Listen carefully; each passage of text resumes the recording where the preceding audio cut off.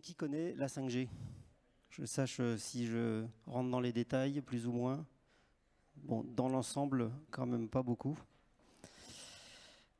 Qu'est-ce que c'est la 5G en fait? La 5G, c'est d'abord une promesse de performance accrue. Ça, c'est pas tellement nouveau. La 4G, c'est plus que la 3G, etc. Mais la vraie promesse de la 5G, en fait, c'est que c'est un réseau qui a été conçu qui est conçu dès le départ pour servir 3 types de besoins fondamentalement différents. Et ça, c'est neuf, puisque jusqu'à présent, les réseaux mobiles ont été conçus pour faire du mobile, du smartphone. La 5G, elle a été conçue pour faire du smartphone. Alors pour ceux qui connaissent la 5G, on appelle ça l'IMBB, l'Enhanced Mobile Broadband. C'est ce que vous faites tous les jours, sauf que les performances qu'on promet sont plus importantes. Je reviendrai dessus. On parle de 1 gigabit, 10 gigabits. Enfin, vous entendrez beaucoup de choses sur ce sujet, j'y reviendrai. Ça, c'est ce qu'on connaît traditionnellement. Mais il y a un deuxième pilier, un deuxième type de besoin que la 5G auquel la 5G va essayer de répondre, c'est ce qu'on appelle les services spécialisés, qui sont des services qui demandent des caractéristiques particulières de qualité de service. Très faible latence, très haute fiabilité. Pareil, je reviendrai dessus. Et enfin, le dernier pilier, le troisième, c'est ce qu'on appelle l'Internet des objets. Donc la 5G est un réseau qui a été conçu pour l'Internet des objets. Vous me direz quoi de neuf par rapport à ce que vous connaissez aujourd'hui? Bah tout en fait. Parce que typiquement, si on prend l'Internet des objets, il y a aujourd'hui des machines qui sont connectées avec des cartes SIM 3G, 4G et même 2G. Et d'ailleurs, l'immense majorité aujourd'hui est connectée avec des cartes SIM 2G. Mais le réseau, il n'a pas été fait pour ça. Et donc, ça ne permet pas de répondre aux besoins de demain de l'Internet des objets, alors que le réseau 5G, lui, va embarquer directement dans sa conception la capacité à y répondre. Je vais détailler tout de suite ces 3 points. Mais juste le dernier message sur cette promesse globale, c'est que ceux qui ont déjà vu des présentations 5G ont déjà dû voir ce triangle. C'est souvent représenté comme ça. Alors, pas forcément les mêmes couleurs, des fois c'est des bulles, etc. Mais c'est représenté d'un bloc. Mais ça, ce n'est pas exactement ce qui va se passer. Tout ne va pas arriver d'un bloc. Ça va très certainement commencer par le jaune, c'est-à-dire que ça va faire du broadband plus vite, mobile, puis après on va voir apparaître le vert, puis après on va voir apparaître le violet, ou l'inverse. Tout n'arrivera pas en même temps, et je vais vous expliquer ça. D'abord, le premier, le traditionnel, entre guillemets, l'Internet mobile. Bah, la 5G, c'est comme les technologies d'avant, c'est toujours plus en fait. Toujours plus de débit, mais surtout toujours plus de capacité. Toujours plus de débit. Alors aujourd'hui, je ne sais pas si vous savez, mais nous, personnellement, chez Orange, battu notre record la semaine dernière. On a fait 961 mégabits par seconde avec un téléphone 4G dans une vraie ville, hein, pas dans un laboratoire, à Villefranche-sur-Saône, avec un téléphone que vous pouvez acheter dans le commerce sur notre réseau, mais ça demande des conditions quand même un petit peu particulières. Mais la 4G tirée à son maximum va approcher le gigabit par seconde. Dans votre usage au quotidien, vous ne le voyez pas en fait, puisque dans votre usage au quotidien, je crois que le débit moyen qu'on a sur le réseau Orange, il est autour de 50 mégabits par seconde. Tout ce que vous faites, en fait, ça suffit largement aujourd'hui. Qu'est-ce qu'on va faire en 5G? Eh bien, en fait, on va additionner ce gigabit par seconde de 4G avec de la puissance 5G par-dessus. Et on va atteindre, la 5G en elle-même toute seule va être capable de faire aussi 1 gigabit par seconde et on va être capable de sommer les deux. Donc on va être capable d'arriver à 2 gigabits par seconde.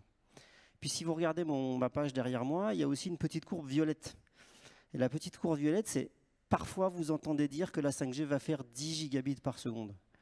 Ça, c'est dans des conditions très particulières, c'est en utilisant une bande de fréquence très particulière, qui s'appelle le 26 GHz, qui est très très large, donc qui permet de faire des très très hauts débits, mais qui couvre vraiment pas loin du tout. Donc il ne faut pas compter que le réseau mobile tel qu'on l'entend aujourd'hui, c'est-à-dire une couverture nationale, ou presque, c'est-à-dire couverture le long des trains, le long des autoroutes, en indoor, etc., toute cette couverture-là, vous n'aurez pas ce 10 gigabits par seconde parce que le réseau, il est impossible de faire une couverture nationale dans les très hautes bandes de fréquence. Mais le plus important pour nous, pour la 5G, ce n'est pas ça en fait. Le plus important, c'est la capacité du réseau. Alors, vous avez certainement conscience quand vous utilisez tous les jours votre smartphone que vous l'utilisez de plus en plus et que vous faites de plus en plus de vidéos avec. Nous, ça se traduit comment? Fois 2,5 sur le trafic 4G l'an dernier. Fois 2,5. Plus 150%, ça veut dire fois 2,5. Et d'ici fin 2020, on sera à fois 4 par rapport à ce qu'on a connu en 2017. Pourquoi est-ce qu'on a une telle augmentation de débit? Parce que vous passez tous, nous passons de plus en plus d'heures sur notre smartphone et surtout, nous y faisons de plus en plus de vidéos. Et pourquoi nous pouvons faire ça? Pour deux raisons. La première, c'est qu'en France, l'usage a été libéré. C'est-à-dire que les godets ont augmenté en taille. Il n'y a pas si longtemps que ça, on vendait des godets 1 gigaoctet. Maintenant, on vend 20, 40, 100, illimité. Donc en fait, les gens ne font plus attention maintenant à « Ah, il ne faut pas que je consomme trop de 4G parce que sinon, je ne vais plus avoir de godets au milieu du mois. » Ça s'est libéré. Et la deuxième chose, c'est que le réseau est capable d'encaisser la charge en fait. Parce que les opérateurs déploient beaucoup et aujourd'hui, nous sommes capables d'absorber cette charge. Et donc, le trafic monte. Et l'enjeu d'un opérateur comme Orange, chacun sa politique, mais chez Orange, notre enjeu, c'est d'être capable d'absorber cette croissance. C'est que ça ne sature pas. Et on ne pourra pas tenir très longtemps sans la 5G. Parce qu'on a besoin de capacités supplémentaires que va nous apporter la 5G. Et c'est ça pour nous le gros enjeu. Il faut qu'on soit capable de lancer la 5G suffisamment vite dans les grandes villes pour que ça ne sature pas et que vous ayez tout le temps la capacité de faire des vidéos confortables. C'est ça pour nous. La référence, c'est la vidéo aujourd'hui. Il y a 2 ans, quand on demandait aux gens qu'est-ce qui fait la qualité d'un réseau, ils vous disaient être capable de passer un appel. Maintenant, c'est être capable de regarder une vidéo. Les gens ne parlent plus jamais d'appel, non pas que ce ne soit pas important, mais c'est juste basique. C'est comme vous ne demandez pas chez vous si quand vous ouvrez le robinet, il y a de l'eau qui coule. C'est un basique. La voix, c'est pareil maintenant. Ça ne veut pas dire que ça marche partout. Mais en tout cas, dans la tête des gens, ça doit être un basique. Ça, c'est pour ce qu'on connaît le mieux. Ce qu'on connaît un peu moins bien, c'est ces fameux réseaux, ces fameux services à qualité, enfin ces services pour des applications industrielles et très exigeantes. Alors il y a 2 choses, 2 indicateurs importants que sont la fiabilité, ça tout le monde comprend, ça passe ou ça passe pas, et la latence. La latence, ça mesure la réactivité, c'est le délai aller-retour. Dans un monde 4G où on a déjà fait d'énormes progrès par rapport à la 3G, on a une latence qui se compte en dizaines de millisecondes. En gros, c'est un peu moins de 50 millisecondes sur le réseau aujourd'hui. La 5G promet jusqu'à 1 milliseconde de latence. En gros, moins de 10 millisecondes, et on pourrait, dans certains cas particuliers, descendre jusqu'à 1 milliseconde de latence. Encore une fois, c'est la bulle verte, ce n'est pas forcément celle qui va arriver dès le début. Mais en tout cas, c'est ça la promesse de la 5G. Le réseau a été pensé dans la norme pour qu'à un moment donné, on soit capable de faire des choses comme ça. Alors à quoi ça sert d'avoir des si fortes fiabilités, si faibles latences? Honnêtement, ça ne sert pas à regarder un match de foot sur son téléphone. Je dis match de foot parce que c'est là qu'on bat nos records de débit sur le réseau. Ça sert à l'industrie qu'on appelle 4.0, une industrie qui est pilotée avec notamment des boucles de contrôle fermées. C'est-à-dire que des machines interagissent entre elles et une machine a besoin de savoir l'impact des actions qu'elle fait et l'impact des actions que font ses voisines. Et pour ça, si vous dépassez les 5 millisecondes, elles se rentrent dedans les machines. Ça ne fonctionne pas. Pour vous donner la meilleure idée, le meilleur exemple que j'ai trouvé pour que vous ayez la perception de ça, c'est des musiciens qui jouent sur une scène. Dans le temps, moi, quand j'étais jeune et que j'allais au concert, il y avait des retours comme ça. Maintenant, ils ont des retours dans les oreilles. Chacun a son propre retour. S'il y a plus de 5 millisecondes de latence entre ce qu'il joue et ce qu'il entend, ils vont jouer faux. C'est pareil avec les robots, en fait.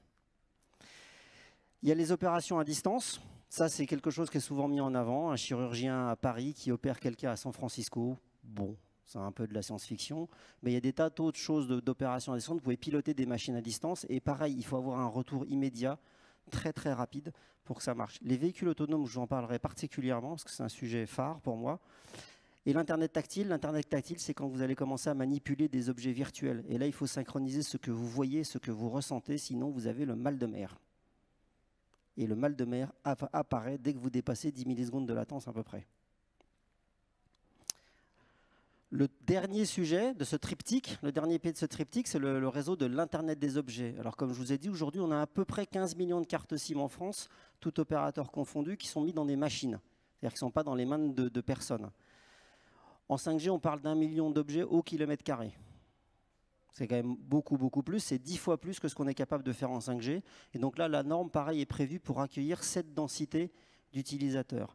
Pourquoi est-ce qu'on a besoin de ça? Parce que se développe un nouveau type d'objets qui se connectent, qui font ce qu'on appelle du LPWA en anglais, Low Power Wide Area. C'est-à-dire c'est des objets que vous allez poser à des endroits, réellement posés. Ils ne sont pas branchés sur le courant. Donc ils ont besoin d'avoir une batterie qui tient 10 ans, à peu près, l'ordre de grandeur. Et ça, ce n'est pas possible avec un téléphone 2G, 3G, 4G, parce que ces téléphones-là papotent tout le temps, sont très bavards avec le réseau. Donc il faut des objets qui communiquent quasiment jamais avec le réseau, sauf quand ils ont quelque chose à dire. La 5G le prévoit, ce n'était pas le cas des normes 2G, 3G.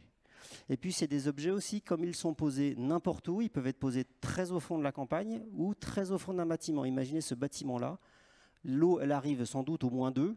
Si vous voulez poser un compteur d'eau, vous le mettez au -2. Ben, il faut qu'au -2 ça capte. Et aujourd'hui, ça ne capte pas au -2 avec de la 2G ou de la 3G. Donc il faut que ces équipements-là soient capables de capter quand il n'y a quasiment pas de signal et de durer 10 ans. Et donc on peut penser à quoi? On peut penser à tout ce qui est capteur d'eau, par exemple, tout ce qui est capteur de courant, tout ce que vous allez installer, poser comme ça, et c'est vous posez, vous les oubliez, et 10 ans plus tard, vous venez les changer. Parce que ce qui coûte cher dans ces objets-là, c'est le fait d'y aller, en fait, de mettre l'objet. Alors tout ça c'est bien joli, mais ça nous pose, nous opérateurs, un certain nombre de défis. Et les premiers défis sont des défis technologiques. Parce que je vous ai dit qu'en fait en 5G, dans ce qu'on connaît bien aujourd'hui, on veut faire plus de débit, plus de capacité, mais en gros au même prix. Donc ça veut dire que ça doit coûter moins cher au mégabit par seconde. Comment est-ce qu'on va faire ça? On va faire ça déjà en se reposant sur les sites mobiles qui existent aujourd'hui. C'est-à-dire qu'on ne va pas planter de nouveaux sites pour faire de la 5G. On va juste mettre de la 5G sur ce qui existe aujourd'hui. Mais sauf que, comme on veut plus de débit, on a des nouvelles bandes de fréquences plus hautes. Je ne rentre pas dans les détails techniques, mais plus c'est haut en fréquence, moins ça va loin. Donc si aujourd'hui on mettait de la 5G dans les bandes de fréquences de la 5G sur les sites actuels, on n'aurait pas de couverture nationale. Donc c'est là qu'il y a un défi technologique, c'est un changement de technologie dans les antennes qui vont permettre de focaliser les faisceaux.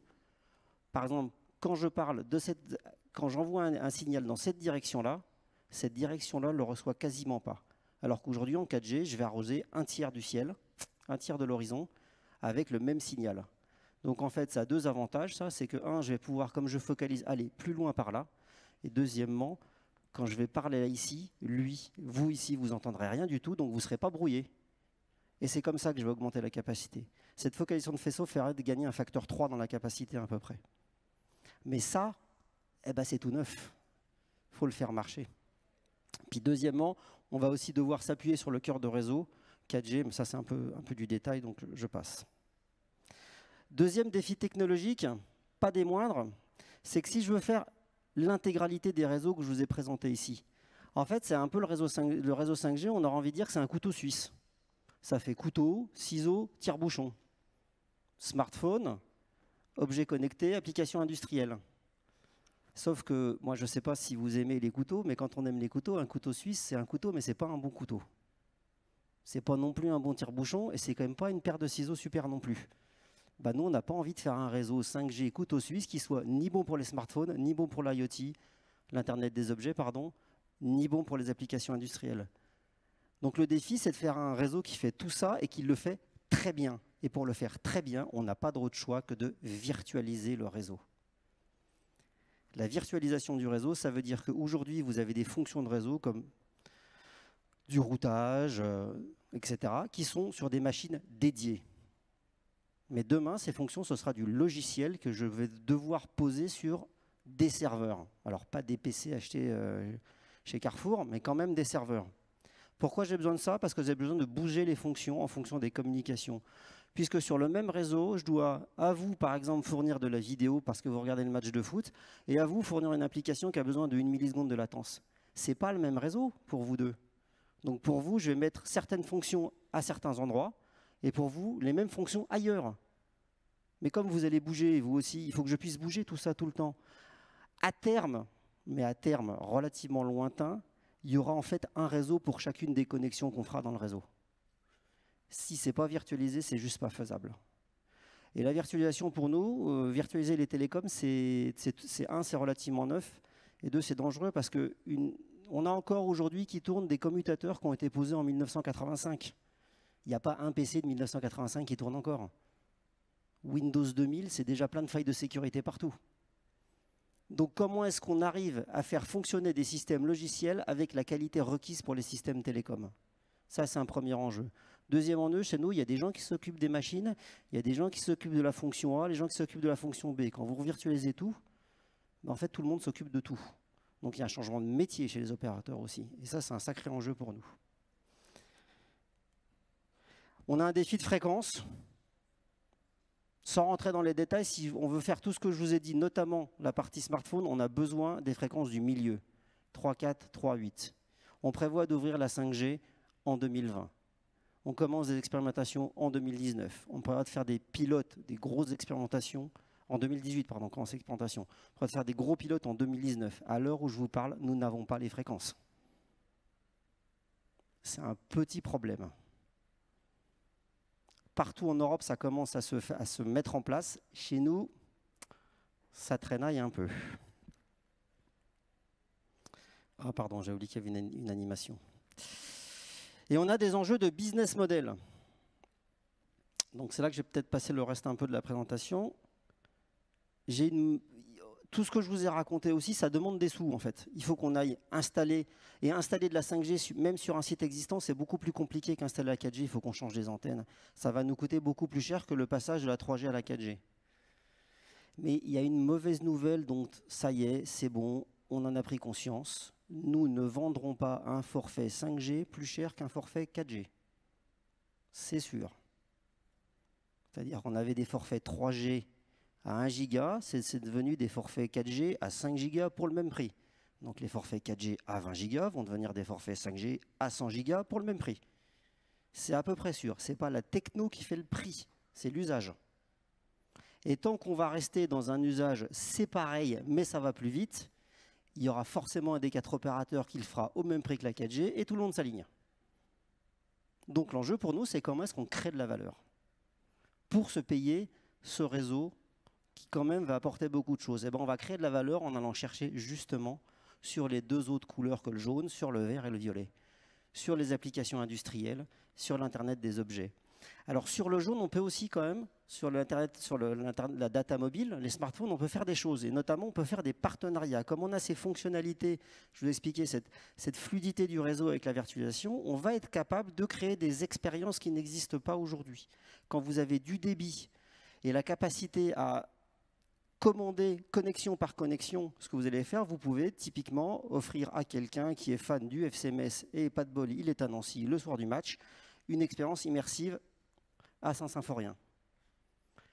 Et ça, on pense que ça peut se vendre. Que des gens seront prêts à payer pour ça.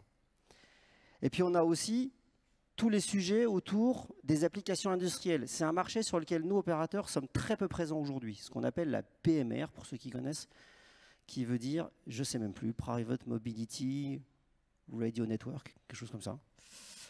Et aujourd'hui, ces applications ont des besoins tels que je vous ai exprimé de latence et de fiabilité que les réseaux publics ne savent pas donner.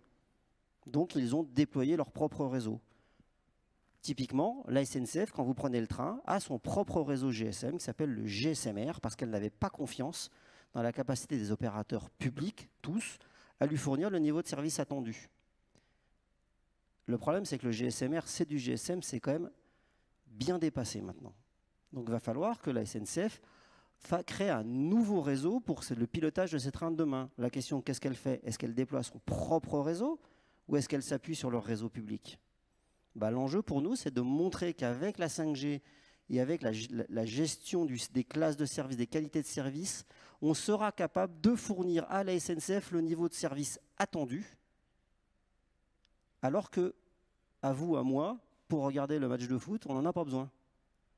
Et on fera payer à la SNCF pour le prix du service attendu un petit delta par rapport à vous et moi quand on regarde notre match de rugby pour changer.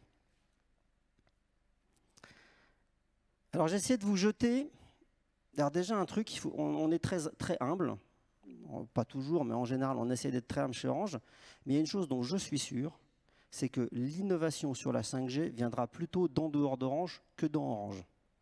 Pour une bonne et simple raison, nous sommes en France 70 000 salariés chez Orange, il y a 66 millions d'habitants en France, il y a plus de chances qu'il y ait plus de gens intelligents dans 66 millions que dans 70 000. Donc c'est clair qu'il va falloir qu'on absorbe l'innovation qui vient de l'extérieur. Et qu'est-ce qu'on fait? En fait, on essaye, on teste des trucs. Et là, typiquement, je vous montre, sans trop rentrer dans le détail quand même, des études marché qu'on fait. On a réuni des clients, et on leur a fait demander, on leur a expliqué un peu ce que faisait la 5G, et on leur a demandé qu'est-ce qu'ils attendent. Alors, très très succinctement, parce qu'il ne faut surtout pas rentrer dans les détails, qu'est-ce qu'ils attendent du mobile de demain.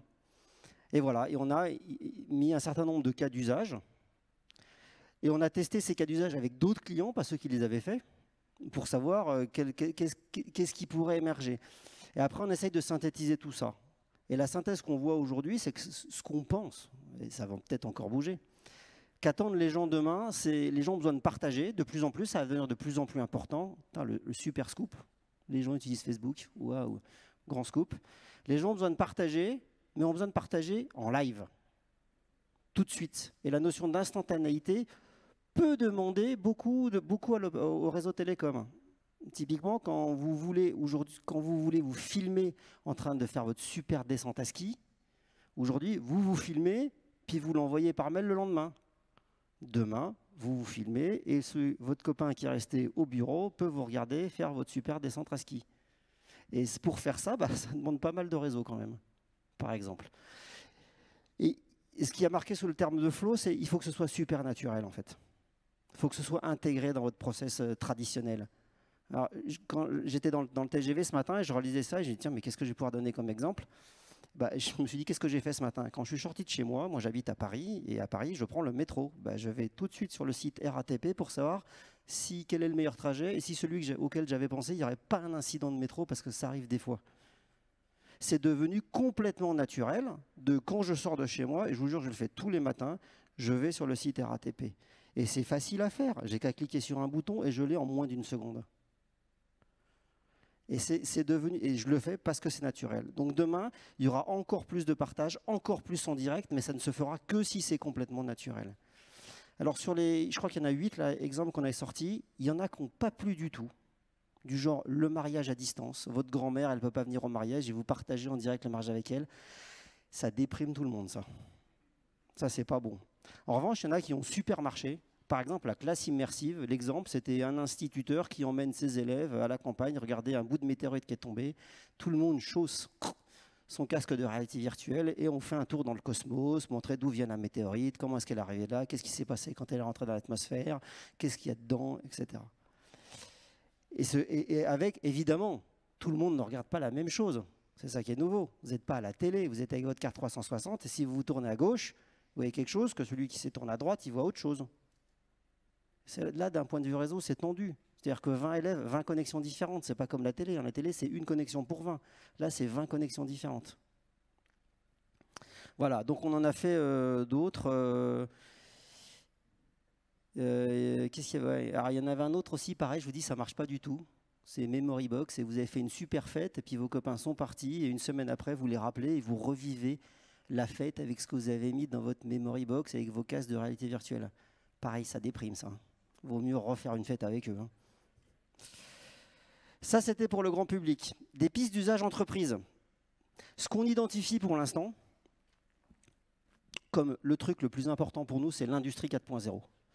J'en ai déjà parlé. Le contrôle des machines dans les usines. Et il y a aujourd'hui, à l'heure où on se parle, les grands constructeurs automobiles, notamment, qui font des tests en vrai. Et il y a même des industriels qui se disent, en fait, je vais être opérateur de réseau parce que je vais me créer mon réseau dans mon usine pour tout maîtriser. Et c'est là que nous, notre message, c'est de leur dire, certes, vous pourriez le faire, mais vous n'avez pas forcément les compétences et ça va vous coûter plus cher que si vous nous le confiez.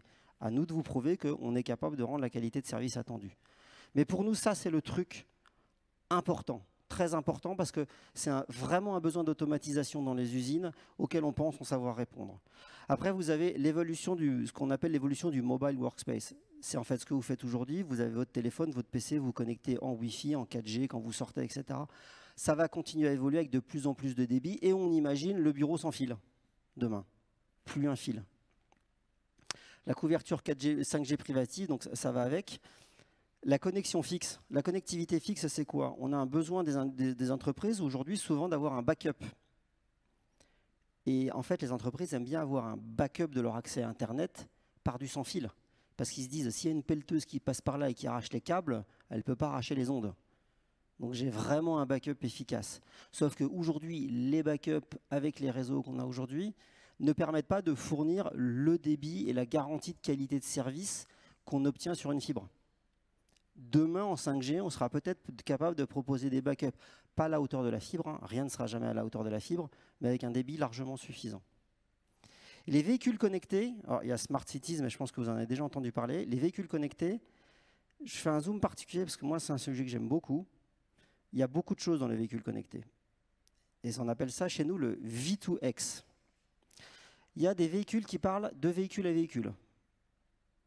Et ça, c'est quoi en fait? C'est quand un véhicule devant vous freine, il vous a prévenu qu'il a freiné, et donc le véhicule freine avant que vous vous en rendiez même compte que vous, en tant qu'humain, avec votre délai, votre latence, avant que vous vous rendiez compte qu'il freine. L'exemple classique, c'est ce qu'on appelle le platooning. Vous faites 10 camions qui se suivent à moins d'1 mètre entre les deux sans se rentrer dedans. Sans automatisme, sans communication de véhicule à véhicule, c'est impossible.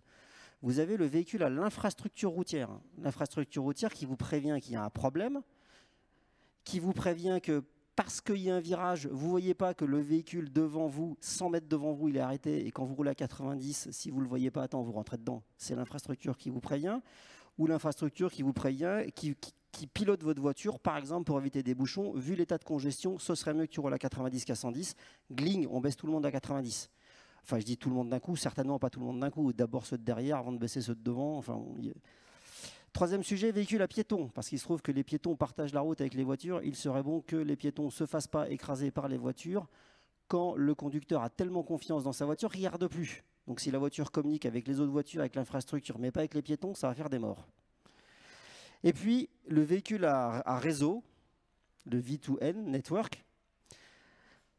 En fait, tout ce que je vous ai raconté, c'est basé sur des capteurs et sur la proximité de la voiture. Mais des fois, la voiture, elle ne peut pas voir ce qu'il y a parce que c'est loin. On a l'exemple du virage. Ou elle ne peut pas voir parce qu'en fait, il n'y a aucun moyen de le savoir. En fait, quand on va parler de véhicules demain, il y a un concept qui a émergé qui s'appelle le CASE. Les véhicules doivent être connectés, autonomes, shared and electrical. Connectés, autonomes, partagés et électriques. Électrique, c'est pour des raisons évidentes de pollution. Partagé, pourquoi? Même si vous remplacez tous les véhicules par des véhicules électriques, là, du jour au lendemain, vous n'avez plus de problème de pollution. Vous avez toujours des problèmes de bouchons. Et ça va être de pire en pire, parce qu'il y a de plus en plus d'humains, ils vont de plus en plus dans les villes. Donc on sait d'ores et déjà qu'on ne peut pas continuer à fonctionner avec un système, une personne par voiture. Donc il faudra à terme partager les voitures. Et à partir du moment où vous devez partager les voitures, si elles ne sont pas connectées, je ne sais pas comment on fait. Parce qu'il y a des gens qui ont besoin de dire qu'ils sont au point A, qu'ils vont au point B. Et il faut savoir s'il y a des voitures qui passent par le point A en direction du point B et à un moment donné. C'est exactement ce que vous faites si vous utilisez des systèmes type chauffeur privé, Uber. Pour ceux qui ne connaissent pas chauffeur privé, la différence c'est que chauffeur privé paye ses impôts en France. Sinon c'est pareil, c'est même mieux. Et donc, si vous faites ça aujourd'hui, parce que vous êtes en lien avec cette appli, vous savez s'il y a des voitures, vous savez si ça vaut le coup d'attendre ça ou pas le coup d'attendre, etc. Le jour où tous les véhicules seront massivement partagés, il n'y aura pas d'autre choix que de se connecter. Et on pense, nous, que tout ce qui est véhicule à véhicule, ça ne passera pas par le réseau. Tout ce qui est véhicule à infrastructure et connexion pour avoir des informations sur l'environnement, ça passera par le réseau. Et tout ce qui est véhicule à infrastructure routière, c'est encore en débat. Donc si je voulais donner un point de vue à date, mon point de vue, ce n'est pas le point de vue d'Orange, c'est mon point de vue à date, sur ce que va faire la 5G à court terme, ça va commencer par ce qu'on fait par le toujours plus. Ça commencera par le smartphone qui ira plus vite, le smartphone qui aura plus de capacité. C'est ça qui va tirer les développements 5G parce que c'est aujourd'hui là qu'il y a de la valeur et qu'il y a un besoin des opérateurs comme des clients qui ont besoin de toujours plus de vidéos. Puis après vont apparaître les services spécialisés. Mais au début, vous n'aurez jamais un réseau qui va faire sur la France entière 1 milliseconde de latence, par exemple. Parce qu'il n'y en a pas besoin et parce que ça coûte très cher de faire ça. En revanche, vous aurez des îlots, des campus industriels, par exemple, où vous aurez cette milliseconde de latence, où vous aurez cette qualité supérieure. Et l'enjeu pour nous, c'est d'être capable de gérer ces îlots dans un océan de smartphones.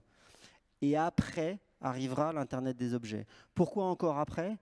Parce que la 4G, elle a compris le problème de l'Internet des objets et elle a évolué. Elle n'avait pas été conçue pour ça, mais elle s'est métamorphosée.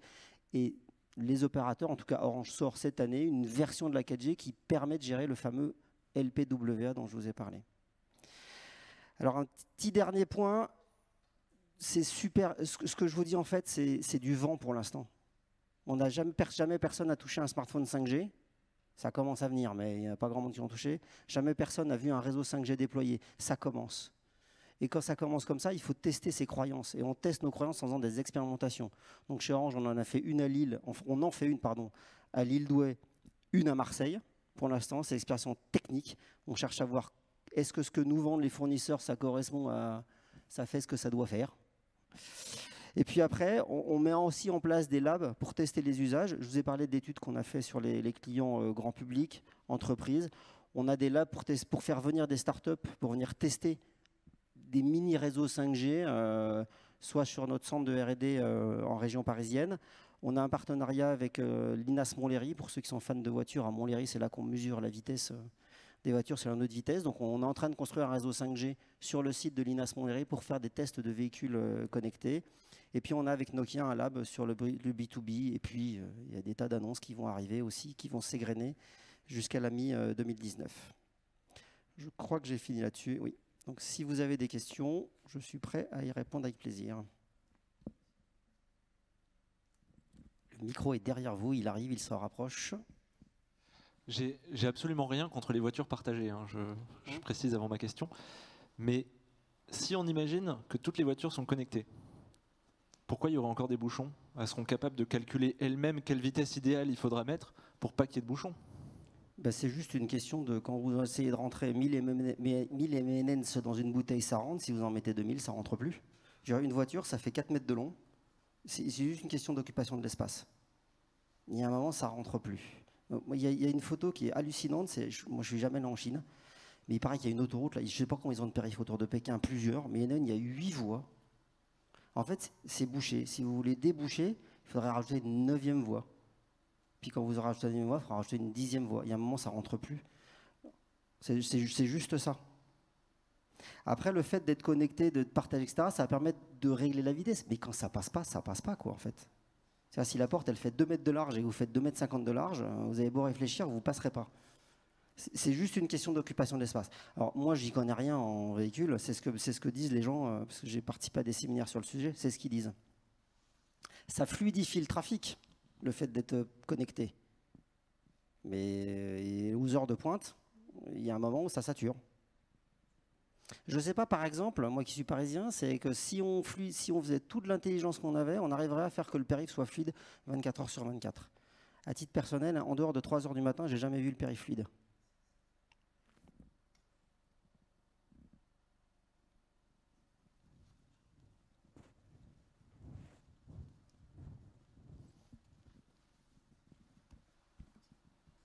Bonjour.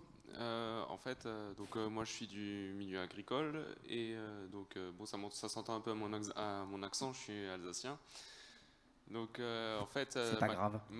Oui, non mais je dis juste pas qu'on se moque de moi, quoi. En fait, ma question c'était comme vous disiez que la 5G on pourrait pas forcément l'avoir partout. Comment on ferait en tant qu'agriculteur si maintenant on est dans les champs et pas du tout dans la ville, comme vous qui êtes à Paris et donc vous avez la 4G partout. Mais maintenant, si je prends le cas de la Lorraine, si on est paumé dans un champ, on n'a pas de 5G. Donc comment on fait si on veut utiliser sa tablette pour, je sais pas, visualiser des cartes avec des programmes de traitement effectués, mais vraiment dans la rapidité, quoi. Alors qu'en ce moment, on capte à peine la Age ou alors rien du tout, quoi. Alors, merci de la question parce que ça me permet de préciser quelque chose. J'ai dit la 5G ne sera pas partout. Non, j'ai dit qu'elle a tous les services maximum de la 5G, l'hyper fiabilité, l'hyper faible latence, etc., ne sera pas nécessairement partout sur l'empreinte de la 5G. Mais là, c'est un super point, c'est que là où aujourd'hui il n'y a pas de réseau, vous pouvez passer tout ce que vous voulez en 5G, il n'y aura toujours pas de réseau. Donc, c'est pas le passage en 5G ne va pas améliorer la couverture. La couverture au sens de zone géographique où ça passe. Que ce soit la couverture dans les champs, il n'y a pas de réseau extérieur, ou la couverture à l'intérieur. Aujourd'hui, si ça ne passe pas dans un bâtiment, demain, vous mettez la 5G, ça ne passera toujours pas dans le bâtiment. Donc en fait, pour nous, la 5G, ce n'est pas l'alpha et l'oméga. La base, le socle, l'alpha, c'est la couverture du réseau. Et là-dessus, tous les opérateurs sont engagés avec l'État à déployer plus de couverture, puisque en effet, quelle a été la logique de couverture des opérateurs? On a couvert là où les gens habitent. Personne n'habite dans les champs. Mais là où vous en avez besoin, pour l'agriculture connectée, j'en ai pas parlé, mais c'est aussi un sujet, évidemment, vous n'avez pas besoin là où vous habitez, vous avez besoin là où vous travaillez, dans les champs. Et aujourd'hui, on n'avait pas conçu les réseaux pour ça. Et donc ça, c'est un grand enjeu qu'on a aussi, nous, c'est d'augmenter la couverture en zone rurale. Alors déjà, sur la 4G, on fait des efforts. Bientôt, en 2020, 100% de notre réseau sera 4G. C'est-à-dire que partout où vous avez aujourd'hui du Edge, demain, vous avez de la 4G. Mais si vous avez juste une micro-barrette de Edge, vous aurez toujours une micro-barrette de 4G. Donc par ailleurs, on met en place des programmes de déploiement de nouveaux sites. Et ça, c'est compliqué parce que ça prend du temps, ça prend de l'argent, mais ça prend du temps. Il faut négocier. On a par exemple souvent des gens qui nous disent « c'est un scandale, j'ai pas de téléphone ». On dit bah, « très bien, on va mettre une antenne là ». C'est un scandale, ça émet des ondes. Je caricature même pas. Hein. Et donc en fait, vous seriez ravis, je pense, d'avoir un pylône qui vous couvre le champ. On va y aller. En revanche, on ne va pas couvrir 100% du territoire en surface. En tout cas, pas tout de suite. Ça va prendre du temps parce que c'est long à faire. Mais on a bien identifié ce point-là. Moi, je sais, parce que je regarde bien le réseau, qu'on a un défi structurel chez Orange, mais c'est exactement pareil chez les autres. On a un réseau qui couvre beaucoup mieux les villes que les campagnes. C'est clair. Parce qu'il a été fait pour couvrir dehors et pas dedans, alors qu'en ville, il a été fait pour couvrir dedans. Et c'est des sujets qu'on a identifiés, c'est des sujets sur lesquels on travaille, c'est des sujets sur lesquels on augmente le nombre de sites. Mais ça, c'est... La 5G a besoin de ça. Si on n'a pas ça, bah, c'est pas la peine. On n'aura pas plus de 5G là où il n'y a pas de réseau. Ce n'est pas la 5G qui va apporter le réseau. Le réseau va venir et la 5G ira dessus.